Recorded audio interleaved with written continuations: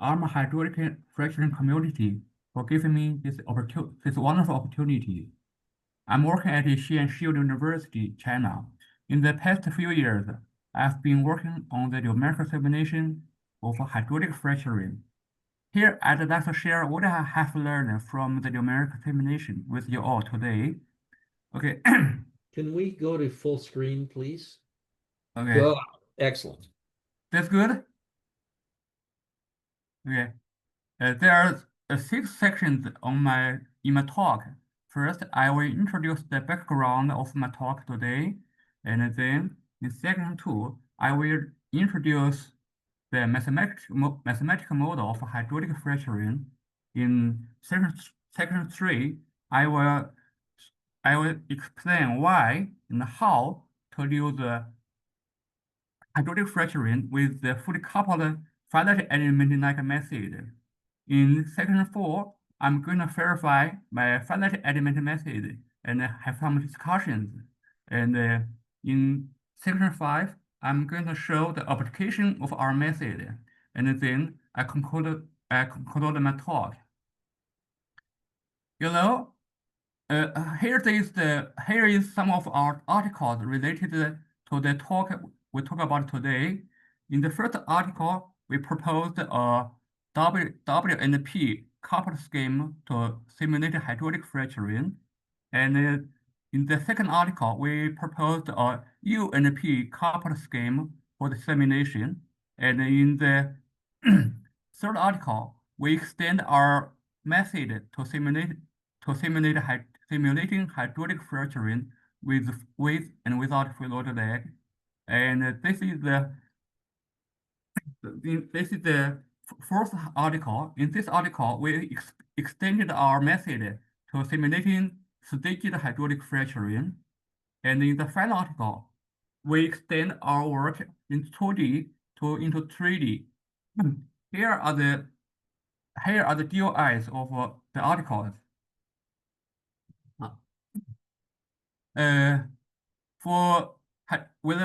Hydraulic fracturing has a long history. On the very beginning, we used the hydraulic fracturing to stimulate a single pencil in a vertical well, and then laterly we developed the limited entry techniques to open multiple zones in a vertical well. However, hydraulic fracturing today is totally a different story. Below, now we use the staged hydraulic fracturing to stimulate the reservoir. Every time we create many fractures simultaneously. That means the fracturing size, scale, investment, and risk is much higher than the past. So we must try our best to understand, to know what happens during hydraulic fracturing. Actually, there are 3 methods. The first one is to field monitoring. For example, we can use a tiltmeter to measure the deformation of ground surface, or we can monitor microseismic events. Okay, for field monitoring, we can get instant and real data. However, because the data is indirect, so we rely on a valued forward model to interpret this data. The second one is laboratory and field experiment. Okay, this is very important to us to analyze hydraulic fracture mechanisms. Okay, and the data is also instant and they're also direct. However, we cannot use data from site A to analyze hydraulic fracture on site B. And the third one is to analyze hydraulic fracture numerically. Okay, this is the method that we can predict what will happen during hydraulic fracturing. However, there are 2 key elements for us to use the numerical methods. Well, first, the fundamental mechanisms must be considered in the methods, and the methods should be done as quick as possible. I think the three methods, every method has its advantages and disadvantages, and the three methods are complementary to each other. Okay, before we introduce our method, I introduce in brief the theory of hydraulic fracturing first. For hydraulic fracturing, we have mass conservation. If the fluid is incompressible, so the injection on the one way will change the fracture width, and on the other way, some of the injection will flow into the reservoir, and for fluid flow within the fracture, we always use the cubic law, and for leak-off, it is history dependent. We always use this Carter's model to describe leak-off, and another important one is on the relationship between fluid pressure and fracture width. Usually, if the rock is nonlinear elastic, we can get integral equation like this one or this one, and this one is actually the last one is actually the inverse form of this one. Can you see my mouse? Can you see my mouse? Yeah. Okay, that's good. Okay. And the last mechanism is the fracture propagation. If the stress intensity factor at the fracture tip equals to the fracture toughness, then fracture begin to propagate. So for these five mechanisms, for the first four mechanisms, we can use two equations. Okay, we can take a look at the first three equations first. This is the mass conservation equation. This is the fluid flow equation, and this is the leak-off equation. We can use this equation to describe this mechanism. And for this one, for the relationship between fluid pressure and fracture width, we can use this equation. You can see actually hydraulic fracturing is a strongly coupled process. The unknowns are the fracture width and the pressure. For this coupled equation, we have two methods to solve them. The first one is to use the uncoupled method. First, we solve the first equation to get pressure. Then we have pressure. Then we solve the second equation to get fracture width. Then we repeat this process until the solution gets convergent. Okay, there are two limits for this uncoupled method. First, we must assume some pressure boundary condition when we solve the first equation. Actually, this assumption, this prescription is not reasonable because actually we don't know any pressure within the fracture before the simulation. Second, if we use the uncoupled method, it is very hard for us to extend this method to simulating staged hydraulic fracturing, because for staged hydraulic fracturing, we have another equation, and then if we solve them separately, we have two loops, and then these two loops will lead to a very heavy computational burden. Okay, the other one is to use the fully coupled method. For fully coupled method, we can say these two equations are solved together. So the fully coupled method doesn't have limits like this, and it's very easy for us to extend the coupled method to simulating staged hydraulic fracturing. Okay. Okay. Here we have a question. We don't know any fluid boundary, any fluid pressure within the fracture. So why can we use the fully coupled method? So okay, if the coupled equation have a unique solution, so definitely we can solve the two coupled equation together. However, I must say it is a tough job to answer the question of uniqueness, but we can still have some clues. First, we have many kinds of analytical solutions. Many kinds of analytical solutions. For example, we have analytical solutions in KGD model.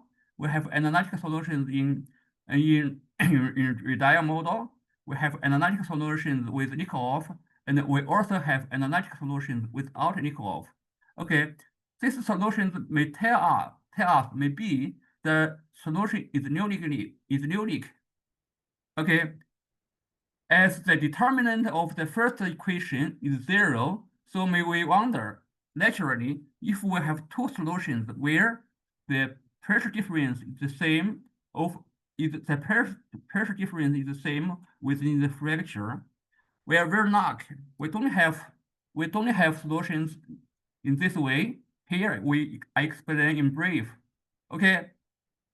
Below the injection increment equals to the fracture volume increment plus Nikolov increment.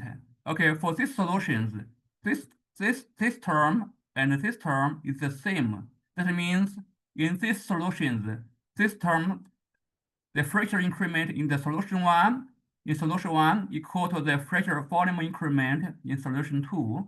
Okay, we take a look at the integral equation.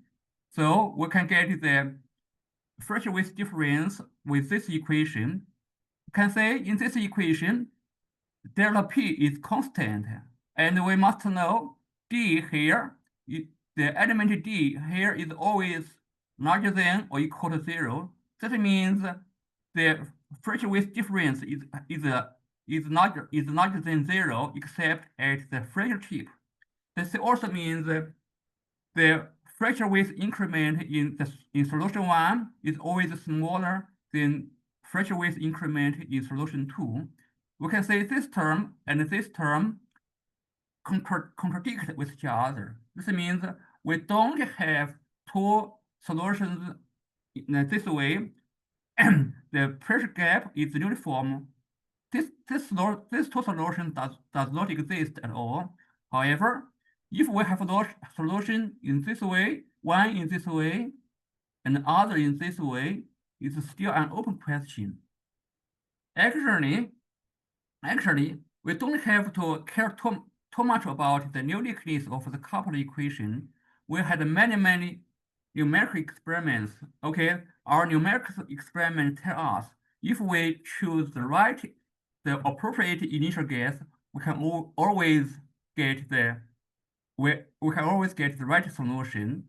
Okay, this is the foundation of our coupled method. Okay, the second question is why should we use the finite element-like method? I think there are two reasons. First, on general equation, we can say one key element in our mathematical model is to get the relationship between fracture width and pressure. If we only consider the effect of the linear elasticity, we may get this integral equation very easily. However, if we consider other mechanisms, for example, if we consider the mechanism of polar elasticity, it's very hard for us to get the integral equation, and sometimes the integral equation doesn't exist at all. For example, if we consider the effect of plasticity, we don't have integral equation at all. So this is the first question. However, a finite element has fast flexibility. It can consider polar elasticity and plasticity and something like that. The second one is on data transfer. If we use two different methods to write the two coupled equations, we may have data transfer. Okay, if we write the two coupled equations both with the finite element-like method, so there's no data transfer between the coupled equations because they share the same mesh. Okay, we take a look at the mathematical models in the first equation. Okay, we can say in the mathematical models, we can say there's only diffusion term, and there's no convection term. So although this equation is on fluid flow, we can still use the finite element to write this equation. So for a finite element method, element method, the key issue is to write this question with the finite element method. However, this task is a little bit more difficult because with the finite element methods, we get this equation. How can we transfer this equation into this equation? It's a little bit more complicated because in this equation, the unknown is node displacement. And this equation, the unknown is the fresh width. How can we get this equation from this equation? Okay, this is a big question. Okay, to do this, we made some decomposition. We decompose U into two parts. UA has contribution. UA is on the fresh surface, and it has contribution to fresh width. And UB has no contribution to fresh width. Then accordingly, we can decompose K in this way, and then we can decompose F in this way. So with the decomposition, we can rewrite this equation equation. Then we get this equation. From this equation, we get to a new equation. Here is the new equation. We can say here is on this is the equation on UB, and this equation on UA. So here we can say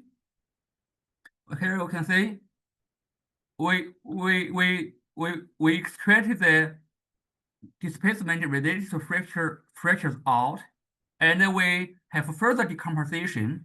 We decompose UA into two parts. The first one is the displacement on the top surface, and the second one is the displacement on the bottom surface. We know fresh width is actually the gap of the displacement in this direction. So for this equation, we next multiply by a matrix like this one. We can say we get a new equation. This is the new equation. Now we relate fresh width to load displacement with this matrix. Okay, we take a look at this equation. This equation is actually the discretized form of this equation. We can say, okay, this equation always comes from the boundary element method. Now we don't have to use the boundary element method. We can also get it the discretized form. Okay, so this means the finite element method can do what the boundary element method does. Okay. Okay. When we can say here this equation D. Most of the elements in D is non-zero. So if we use this coupled equation, we always solve a equation with dense matrix. So we call this scheme as a dense coupled scheme. You know, it's very hard for us to use acceleration techniques like CUDA, OpenCL, or CUDA, OpenCL, or OpenMP to solve dense matrix, equation with dense matrix. So here we propose another coupled scheme. This coupled scheme is a sparse one. Okay, this sparse one is actually very simple. We can say fracture width is a function of load displacement. So we can write this equation into this one, and with the finite element-like method, we can get the second equation. This I told in the last slide. So now we have two equations, two coupled equations, and in these two coupled equations, the coefficient matrix is sparse. So we call this coupled scheme as a sparse coupled scheme. Okay, this is the flow chart for us to simulate hydraulic fracturing with this coupled scheme and the sparse coupled scheme. Okay, you can see here this coupled scheme is far more complex than the sparse coupled scheme. So here someone may ask, why do we propose this coupled scheme? I think the sparse coupled scheme is enough. Actually, this is not the case. Okay, when we use this coupled scheme, we can see when we calculate D and U, what was the solve equation? The equation the coefficient matrix of the equation is positive definite, and it is symmetric and it has a block structure. However, the coefficient matrix in the sparse coupled scheme is always non-symmetric, and it doesn't have block structure. So on the early term for simulation, if we use this coupled scheme, it will be much more faster than the sparse coupled scheme. So this is the reason why we propose two coupled schemes here. And here we have some other numerical details in our method. We use Newton-Raphson to solve Raphson method to solve the coupled equation, and we use M integral to calculate the stress intensity factor at the fracture tip, and we use element-wise technique to update configuration of the fractures. Okay. Okay. Here, I introduce how to extend our method to simulating staged hydraulic fracturing. We know for staged hydraulic fracturing, we have we create multiple fractures simultaneously, and they propagate simultaneously, and the injection is allocated into the fractures dynamically. So we have mass conservation in this way if the fluid is incompressible, and for every fracture, we have a pressure gap between the Weber pressure near the fracture and the fracture pressure near the wear ball. The gap comes from the tortuosity friction and the perforation friction. And for a Weber section between two Weber section between two labor fractures, we have Weber fractures, Weber friction. So we have an equation like this one. The tortuosity friction, the perforation friction, and the Weber friction can be cast in this way. Okay. So to simulate staged hydraulic fracturing, we had to add another equation, and this equation is from mass conservation and pressure consistency. Okay. So as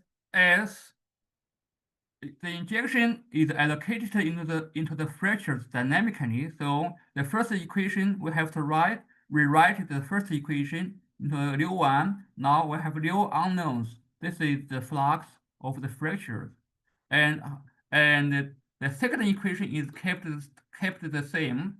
So with the coupled equation, with the coupled method, what should do now is to put them together and solve them.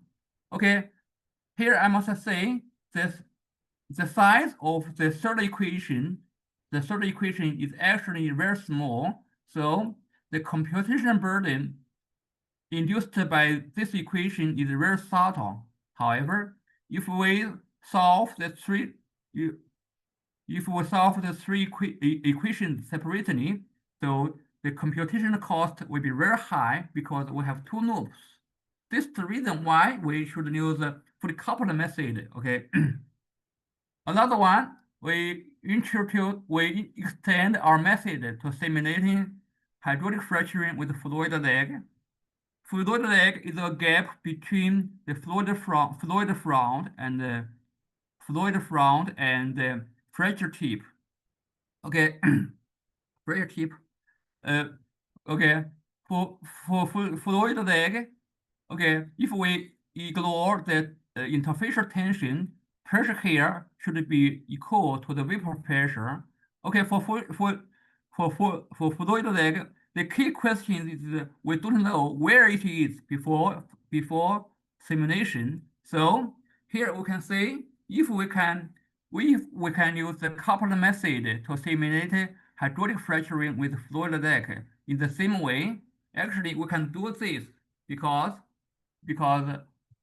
the torque coupled equation, when we write the torque coupled equation, we don't have to care about the fluid lag case. And I told you before that if we have the right initial guess, we can always get the right answer. So definitely we can use the fully coupled method to simulate hydraulic fracturing with fluid lag. What we should do now is to carefully select time step, and then we can satisfy this boundary condition naturally. However, to precisely satisfy this boundary condition is time consuming, so we use an approximation method.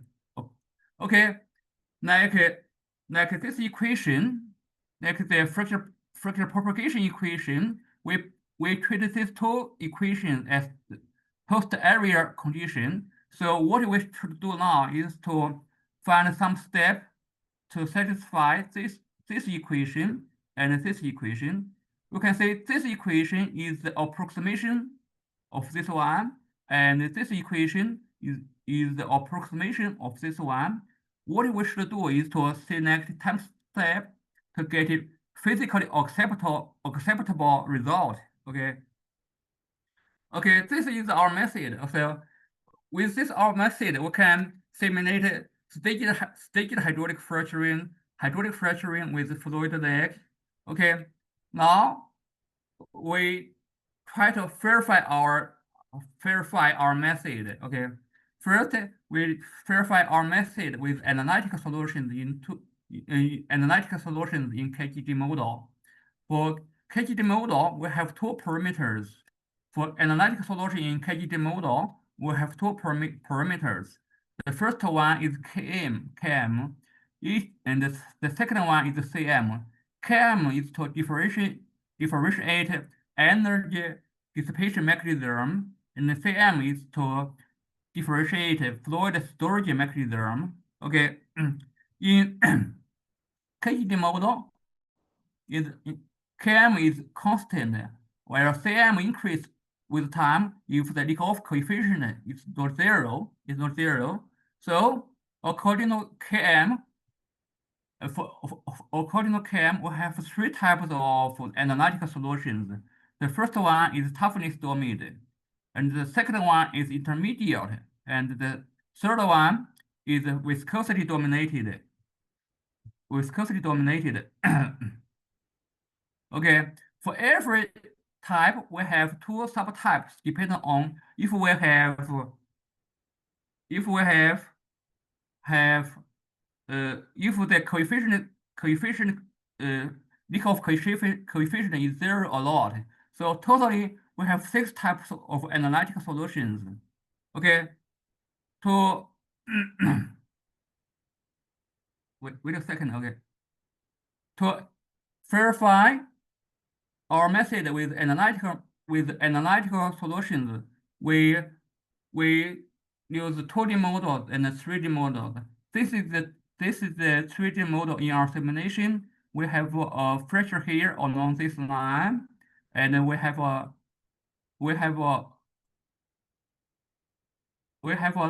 line source here, and for this is the mesh for the 2D model. We have a point source here, and the and the fracture will propagate along this straight line. And there are also 6 cases in our simulation. We have 3 km, and for every km we have 2 cm. One is 0, another one is not 0. Okay, here is the result from our numerical simulation and the analytical solution. This is the first three. In the first 3 figures, we plotted the fracture width at inlet. In the last 3 figures, we plot half fracture length in the 6 cases. Okay. The numerical result, we can say the numerical results are in good agreement with the analytical solutions, except this one. However, I think this one is also very better. It's very good. I think it's very good. Okay. That means our method is verified with the analytic solution. Okay. We also verify our method with analytic solution with the fluid lag. For if we have low confinement stress and km is smaller than 1, we always have fluid lag in the lag we always have fluid lag around the fracture tip. Okay, we have 2 parameters, TC and the CF here. TC means the fracture half fracture length reaches LE in the analytical solution, and here in our simulation LE is 13.5 meters. CF is the ratio of fracture length to fluid length to fracture length. Okay, this is the finite element model in our simulation. Okay, the fluid lag tend to vanish when km increase. So we have around 5 cases with different km, and here in the first figure, we plot the ratio of T to TC. T here is the time in our numerical method for the fracture to arrive the specified half fracture length. We can see that they are close to each other, and CF is the ratio of fluid length to fracture length. And in this figure, we plot pressure at inlet, and in this figure we plot pressure width at inlet. We can see the numerical results. The numerical results are also in good agreement with the analytical solutions with the fluid lag. Then after verification with analytical solutions, we verify our method with experiments. Now here is our radar model from the radar model from this experiment. We have a liquid well ball at the center of the cubic specimen, and the material of the specimen is concrete with sand, and the test C12 is used for our simulation, and this is the parameter for our simulation, and these parameters are from the reference, except the from the reference here, except the Dikov coefficient. Okay, the Dikov coefficient from this article. Okay, this is we use 1/4 of the specimen for the simulation. This is the 3D model. There is the mass for the model, and this is the mass for the fracture surface. We have circle around here. Okay, we compared fracture weights at inlet, net pressure at the inlet, and the fracture radius. We can see our simulation, okay, have good consistent with experiment. And in this simulation, we show fracture propagation process. We can see from this animation, we can see the fracture always propagate almost in a radial mode. However, we didn't specify the propagation mode in our simulation. And once again, we verified our method with another experiment. This one, okay, the material of this, or material of the, sorry, the material of the specimen is the PMMA, and this is the parameter.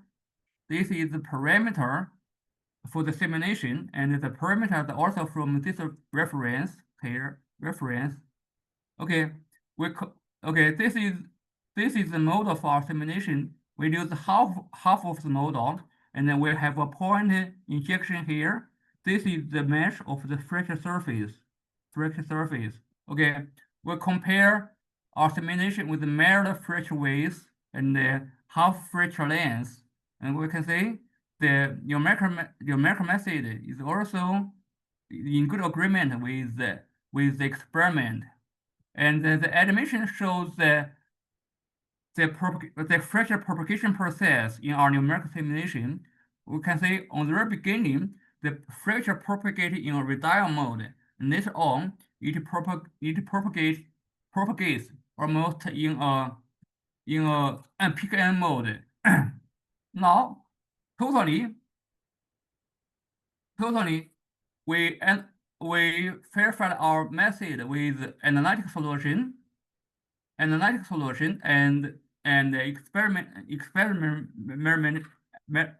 experiment results. Actually, we can also use the extended finite element method or generalized finite element method to write the two-couple equations to transplant our algorithm into this method. It's very easy. So this is why we call the title of my presentation is a finite element method. Okay. Here I'd like to have some discussion on our method. The first one, we know mesh dependence. Mesh dependence is a common concern for the finite element method. To discuss the mesh dependency of our method, we double the size of mesh on the fracture surface in the two experiments, and we compare their results. We can see in the KGD experiment, the two simulations, the results in the two simulations are very close to each other, and also in the radial experiment, we have some gap in the two solutions on fracture radius. However, on fracture weights at inlet, the results is also very close to each other. I think my method is not that sensitive to mesh dependency. And we use the cubic law to describe fluid flow within the fracture. So the coupled equation is a non-linear one. So another concern for us is on the convergence of the coupled equation. Here I plot the iterations of the 3D examples for analytical verification. We can say in most cases, the viscosity dominated simulations need more iterations than the intermediate one and the toughness dominated one. However, usually in most cases, we need less than 10 iterations in a step to get the convergent solution. Okay, in most cases, the solution get convergent very quickly. Okay. Okay. Here I'd like to discuss the evolution fluid lag here. The km equal to 2.0 here, and we know if the time is long enough, then the fluid lag will decrease here. Here is the fluid pressure at the inlet. We can see from 0 moment to this moment, the pressure drops down, and then it will increase. Later on, it will decrease again. Why it behaves in this way? Because from this moment to this moment, the pressure is being filled by the fluid, and the fluid lag tends to decrease. Then at this moment, the fluid lag vanish. Okay, so at this moment, around this moment, then the pressure began to propagate. So this is the reason why pressure behave in this way, and then we plotted 4 pressure profile in at 4 moments. This one, and this one will have fluid lag, and this one, and this one we don't have fluid lag. We can see we assume zero vapor pressure at the fluid lag. We can see the zero pressure is well approximated in our method. We don't specify any boundary condition. Okay, we can say if the fluid lag vanish, we can say the pressure at the pressure tip is not a constant anymore. Okay. Then here I'd like to show some application of our method. The first one is to simulate limited entry hydraulic fracturing in a thin interbatched reservoir in China. Thin interbatched reservoir is very common in China. Here in this model, we have the yellow layer is the pay zone. We have multiple pay zone here, and we have 2 clusters perforation of perforations here and here. Then this is the model, the finite and model for our mesh, and to predict the height of the fracture effectively. Then we refine the mesh on the fracture surface. Okay. This is the result of our simulation. We can see the injection is allocated into the clusters dynamically, and in our simulation, we ignore the pressure difference induced by fluid indents. So pressure at the 2 clusters should be the same. So this is why we can say the 2 curves coincide with each other. Okay, this is the stress shadow on this surface and this surface. Okay, the stress here is the sigma x. That is the stress in this direction, and here in these 3 figures we plot a fracture width profile at 3 different moments. If we can say on the very beginning, the fracture around the clusters propagated separately, and then later on the fractures merged with each other. And another application is to simulate staged hydraulic fracturing. Okay, the cluster spacing here is 20 meters, and it's equal to the pay zone height. We have 6 fractures here and here and here. and this is the mesh on a fracture surface, and this is the mesh around the wear or around the wear ball. Okay, this is the result we simulated. We plot fracture width in this figure, and we plot fracture length in this figure. We can see as the cluster space is very big, so the fracture interference is not strong. So the fracture geometry has are very similar to each other. However, due to fracture interference, some fractures propagate along this side of the wire ball, and some other fractures propagate along this side of the wire ball to try to keep distant from each other.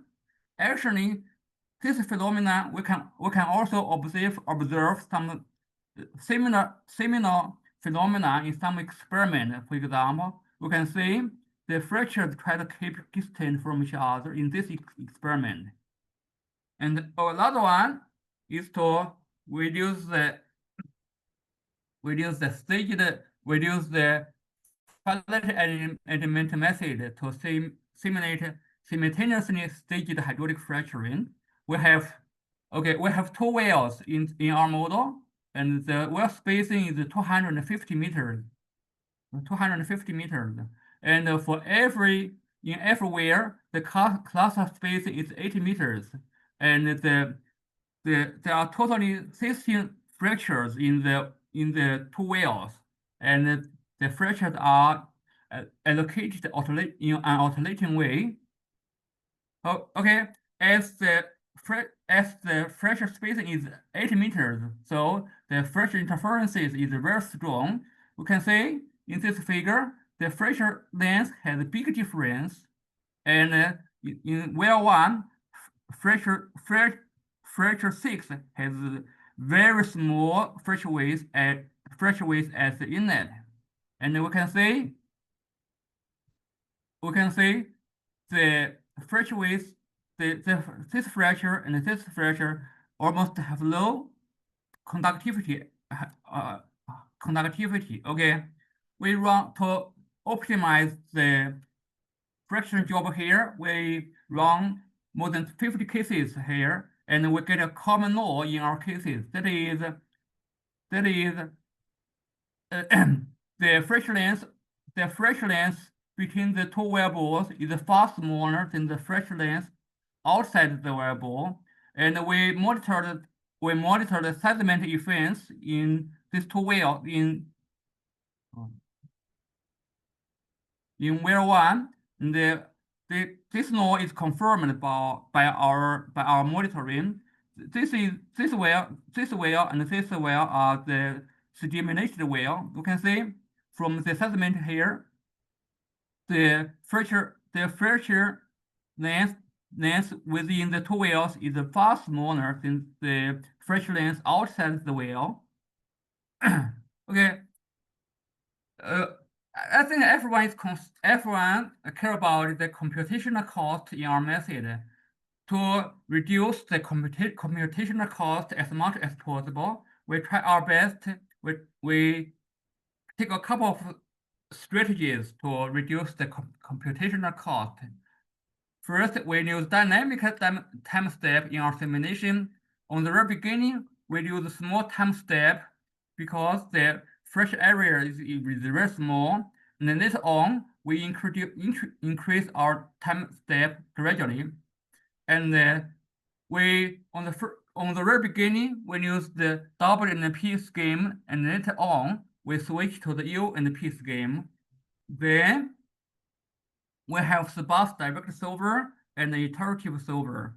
When we use the sparse direct solver, we use the OpenMP technique to accelerate our simulation, and if we use the iterative solver, we use OpenCL to accelerate our simulation. Okay, this is the maximum time step we used in 5 cases we run in our talks, and this is the injection time here. And this is the total runtime in the 5 cases. You can see in the experimental simulations, it takes only about a couple of minutes. And in the limited entry hydraulic fracturing simulation, it takes about 1 hour and 30 minutes. And in the staged hydraulic fracturing, it takes only about 20 minutes. Okay. It takes about 2 hours to simulate the simultaneously hydraulic fracturing when we use the sparse direct solver. And as there are too many fractures in our simulation, there are 16 fractures in the model, so the condition number of the model will increase very fast. This is the reason why we take more than 7 hours if we use the iterative solver. However, I think there is still large room for us to improve the speed if there are many fractures in the simulation. Okay. Here is the conclusion of my talk here. Okay, we proposed a fully coupled finite element-like method to simulate hydraulic fracturing. Okay, in our coupled method, we don't have to prescribe any pressure boundary condition. And if we have the pressure boundary condition, we don't need it. And there are 2 schemes in our method of a dense coupled one and a sparse coupled one. As we have a dense coupled scheme, so our method can do what the boundary elements method does. Okay, we verified our method with analytical solution and physical experiments, and it is very easy for us to extend our method to simulating staged hydraulic fracturing. And we take a couple of measures to reduce computational cost. So the total in most cases the runtime in our method is acceptable. Okay, this is the reference I mentioned in my talk here, and here. And then here, I'd like to say thank you again ARMA hydraulic fraction community again for inviting me. Okay, that's all for my talk. Okay, any question? Professor Bob, thank you very much. That was Welcome. Okay. very informative. I don't see any questions on the chat. Are there any questions out there? Either enter them on the chat, or if you want to unmute and ask a question, that's good too. In the meantime, I will just ask one question. Is you didn't talk about propagation. How is propagation treated? I think what do you want, Prof, for example, fracture interference is very strong. So nowadays, maybe we cannot consider the fracture interference effectively. So we always assume the fractures, all the fractures have production. Actually, according to our simulation, some fractures almost have low production. I think based on this knowledge, maybe it's better to optimize the hydraulic fracturing design. So may we get profit from this idea. Okay. No, okay, thank you. Well, that was a tremendous presentation, and I guess you're going to release software sometime soon. Is that what I understand? Yeah. Okay. Anyway, Anyway, John, Mike yes. Smith here. Hi, Mike. Yeah, very thorough. I was impressed by how you looked at all the lab experiments and matched them with the model. But you left out one advantage of the finite element techniques, and that's ability to accurately simulate layered mechanical properties. The dislocation methods assume a uniform mechanical properties throughout the space. Yeah. But I also was quite intrigued, you know, the use of the GPA ran slower, which is same thing we found a while back when we tried to utilize the NVIDIA cards. It's interesting that you found out the same thing. Yeah. But I think we can improve the speed. Maybe we have to make some change with the algorithm. The color we use is 4090. I think if we use 5019, maybe it's better. Okay, you talk about the boundary element method, right?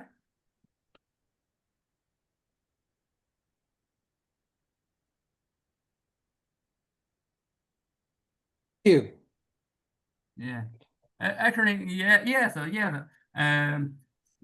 Actually, the finite element can do a lot of things, but however, I don't talk too much about some other methods. So okay, this is the reason why I didn't say something like that. Okay. Okay. Mm. Anybody else have any questions or comments? Thank you, Mike. Hello, Dr. Bao. I have a Okay. question. Yeah, this is a great presentation, and this is a very interesting application of using of finite element on the hydraulic fracturing simulation. And I have a feeling that your method has obvious advantage than some other popular applications like extended finite element, something like that. But my question is, what would be a next step? How how to apply the predicted fracture network to the production simulation?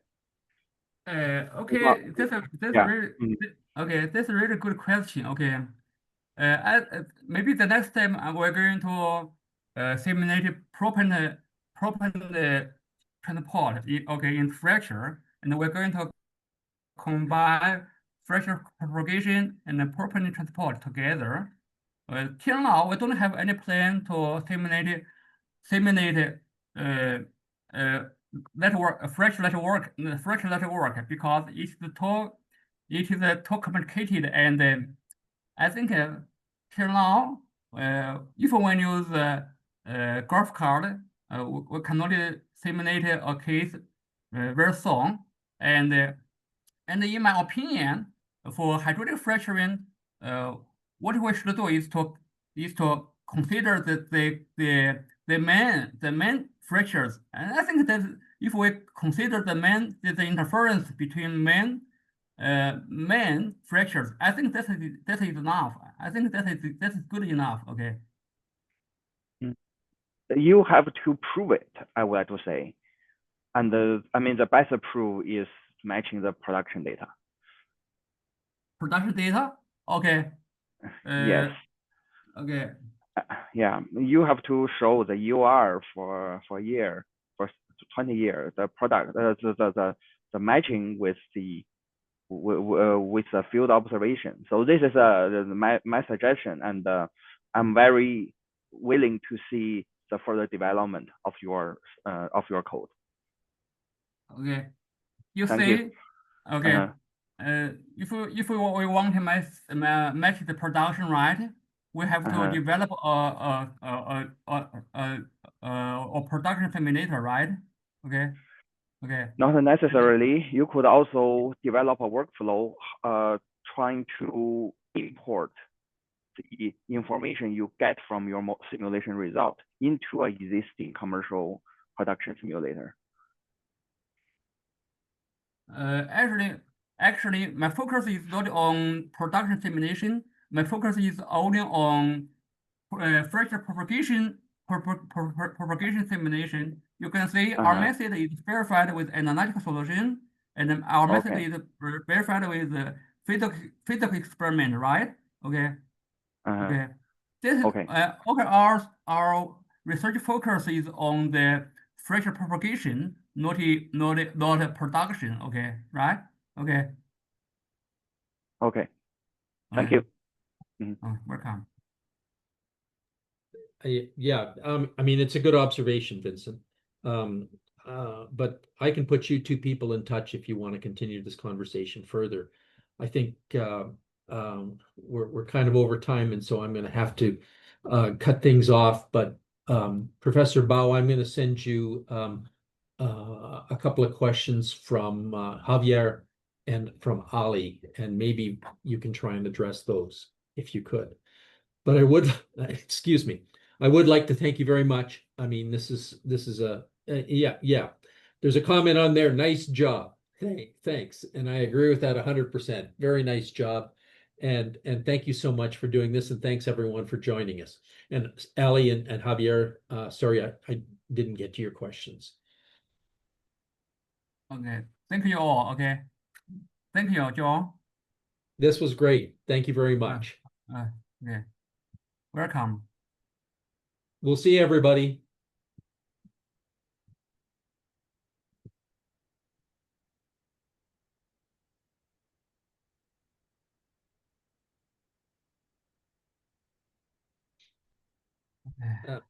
So Okay. Jinqing, I'll send you there are two questions that Okay. I'll send you, and if you want to answer, I can provide the emails for these people. But excellent talk. Thank you. Okay. I can you follow? Can you follow? 可以等了，可以，考这个啊，没问题。Okay. No question. So, and Okay, thank I copied the question. Okay. Okay, great. If Okay. you want their addresses, I can provide them. Okay. And great talk. Thank you so much for staying up so late to do this too. Okay. Okay. Thank you all. Okay, good night. Good night. Okay.